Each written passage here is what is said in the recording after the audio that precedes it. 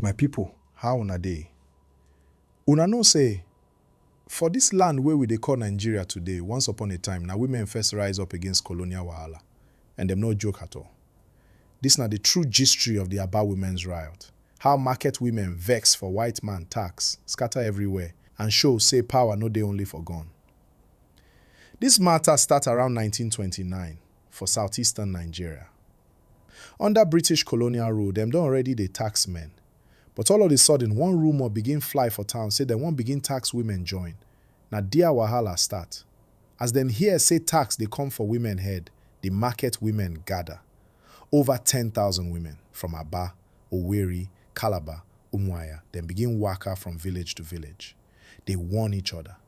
Then carry palm frond, sign of protest, and swear say dem no go gree.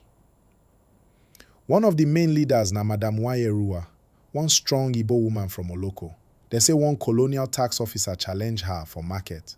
She no take am. She go call meeting with other women, blow whistle, and na from there the protest turn full-blown riot. Them storm government offices, tear paper, chase warrant chiefs comot, and even burn colonial buildings. British no expect am. Women wey dem feel say na just for market and house don turn lion. Soldiers begin shoot. Over 50 women die, but them no back down.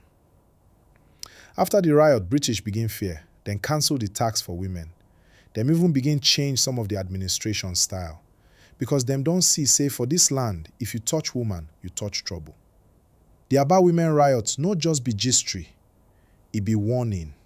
It shows say even without gun, voice still get power, and say African women no dey ever carry last when e reach to defend justice.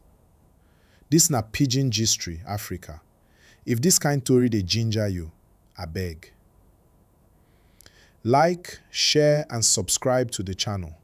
More true African stories dey come and you no wan miss am.